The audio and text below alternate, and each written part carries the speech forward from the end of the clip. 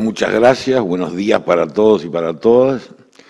Les agradezco la invitación a participar en este seminario, cosa que uno hace con cierta prevención o cierto temor, porque los que venimos de la academia conocemos el prejuicio extendido que recae sobre nosotros, a quienes nos ven como amigos de los delincuentes, como cuasi cómplices de los delincuentes, que nos ocupamos de los derechos de los delincuentes y no de los derechos de las víctimas.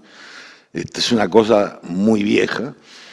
Y entonces uno tiene cierta prevención al entrar en un ámbito interdisciplinario donde no solo hay abogados o profesores de penal, sino también gente de otros sectores.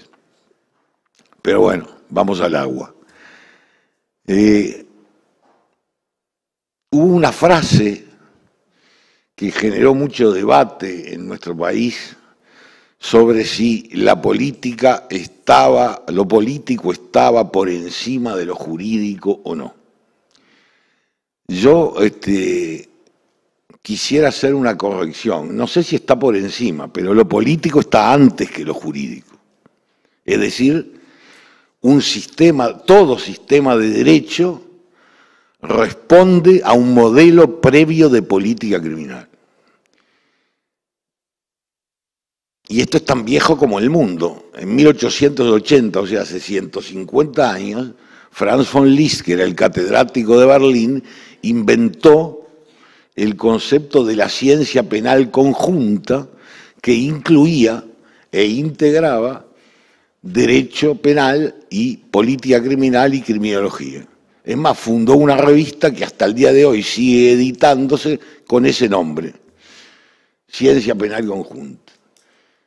En los años 70, Roxin, probablemente el mayor penalista vivo de todo el mundo, elaboró un sistema donde el eje axial era que no puede haber ningún concepto dogmático que sea acertado y político-criminalmente inconveniente, y viceversa, no puede haber ningún concepto político-criminal ventajoso que sea dogmáticamente equivocado. Y Giuseppe Bettiol, el famoso catedrático, en un libro que se llama El problema penal, comienza el libro diciendo: il diritto penale è una politica. El derecho penal es una política. Quiere decir que cuando hablamos de política criminal tenemos que hablar de un conjunto de principios y de reglas medianamente consensuadas que sirvan para fundamentar un sistema de derecho, un sistema jurídico destinado a regular a la sociedad. Y hoy esto es bastante complejo, por muchas razones. La criminalidad era en la posguerra un dato marginal, hoy es un dato central de la sociedad. La criminalidad ha aumentado de modo vertiginoso, fundamentalmente en las cosas que todos sabemos, los delitos de droga, los sicariatos, la violencia. Y la sociedad tiene que dar con el sistema jurídico una respuesta a eso. El aumento de la criminalidad ha llevado además a una absoluta superpoblación penitenciaria. Hay casi, si no me falla la memoria, 16.000 presos. En un país que tuvo en la década del 40, del 50 y del 60 una tasa del 1 por 1000 de su población global encarcelada. Es decir, el Uruguay de aquellos años tenía 1.400, 1.500 presos. Ahí oscilaba entre las viejas cárceles de Miguelete y Punta Carreta. Hoy tenemos 16.000, todo está desbordado y obviamente el Estado no puede cumplir su rol principal, que es intentar la resocialización o rehabilitación de los ciudadanos privados de libertad. Y esto no tiene que ver con determinado ministro, ni con determinado gobierno, ni con determinado presupuesto. Va de suyo que con tamaña población penitenciaria se vuelve inmanejable la cuestión penal. De modo que hoy estamos en una encrucijada que en buena medida es una encrucijada que atrapa a varios países de la región. Es decir, seguiremos defendiendo un sistema penal democrático de acuerdo a los cánones constitucionales, preocupado por las garantías, preocupado por la resocialización, que atienda a la biografía y al origen social de los reclusos, o por el contrario, vamos a ir hasta por razón de emergencia a un sistema que solo procure la inocuización de los delincuentes, la exclusión social, sin ocuparse de otra cosa. Llegaremos al modelo de El Salvador, que tiene ya 40.000 presos de las maras tipificados como terroristas y alojados ahí, amontonados en un centro colectivo de detención. Obviamente, cualquier persona que tenga un pensamiento democrático va a decir no, acá hay que revisar y articular una política criminal que conjugue mínimamente el mandato constitucional, porque el Estado, cuando recluye a un individuo, está en posición de garante y debe garantizar el cumplimiento de los mandatos constitucionales para con ese individuo. De modo que no me cabe duda que en la encrucijada hay que ponerse a pensar qué política criminal podemos llevar a cabo. Y esto significa discutir qué queremos penar, cómo queremos penar y cuánto queremos penar. Porque si bien el derecho penal ha tenido una expansión muy grande a través de nuevos delitos que protegen bienes jurídicos colectivos, de aumento de penas, de esto y de aquello, delitos de peligro, lo que verdaderamente preocupa es no la expansión global del derecho penal, sino la expansión de la pena privativa de libertad, que es lo que ha llevado a la superpoblación penitenciaria que hoy tenemos. Esto es la prisión como único escudo de defensa contra la criminalidad. Y bueno, y aquí y allá uno escucha cosas, que hay que ir a la cadena perpetua, que hay que ir a la castración de los delincuentes sexuales. Pronto surgirán voces a favor de la pena de muerte, que parece ser un tema laudado hace más de un siglo en nuestro país. Yo desde luego no tengo ninguna fórmula mágica para exponer.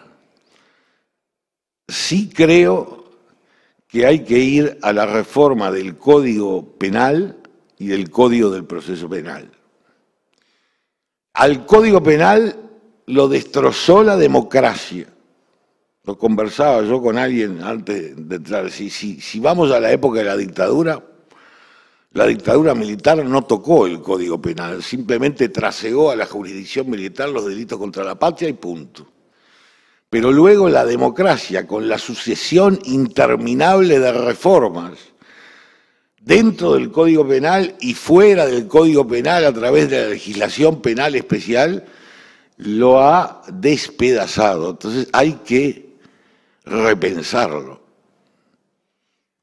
Y por otro lado tenemos un nuevo Código del Proceso Penal, del cual yo confieso que soy muy crítico, un modelo extranjero que viene a suplantar el problema de los presos sin condena, y entonces ahora lo que tenemos es condenados sin juicio. Y esto incide también en la superpoblación penitenciaria, por varias razones. En primer lugar, porque como los juicios pueden salir en un día o 2 días con un acuerdo abreviado, hay un ingreso inmediato del individuo al establecimiento carcelario. En segundo lugar, porque al recorte de libertades en algunos delitos determina un mayor tiempo de estadía del recluso en el centro penitenciario. Y desde luego yo francamente no lo entiendo al Código del Proceso Penal. No sé qué investigan, cómo investigan. Permítanme ponerles un ejemplo de la praxis. Yo llevo estoy orillando los 50 años de ejercicio de la abogacía. Un ejemplo de la praxis. Un arquitecto comienza la construcción de una obra y como el suelo es arenoso, el cerco de alambre y viejos postes de madera que separa el predio con el lindero se cae y se deshace. Y entonces el propietario de la casa de al lado denuncia que ha mediado un delito de usurpación. La empresa constructora reconstruye el cerco, postes nuevos, alambres nuevos, queda mucho mejor que antes. Y entonces el propietario denuncia que hay un delito de daño porque le rompieron las plantas que había. Y eso está siendo investigado por una fiscalía. Y cuando uno pide que lo archiven, no lo archivan. Son cosas que no se pueden entender.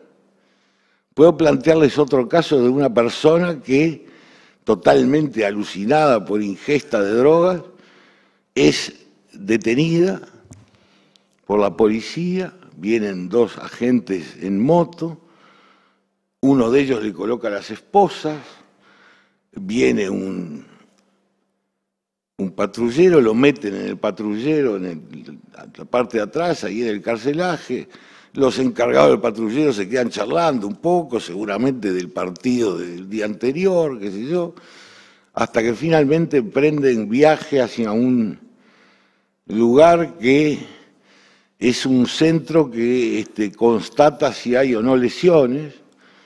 Por el camino se dan cuenta que este hombre está largando espuma por la boca, pero entonces en lugar de llevarlo a un hospital, lo siguen llevando a donde iba. Cuando lo bajan y lo van a hacer la reanimación, está esposado con las manos atrás y no llevaron la llave de las esposas, porque las esposas las había colocado un agente en moto. Tienen que romper las esposas,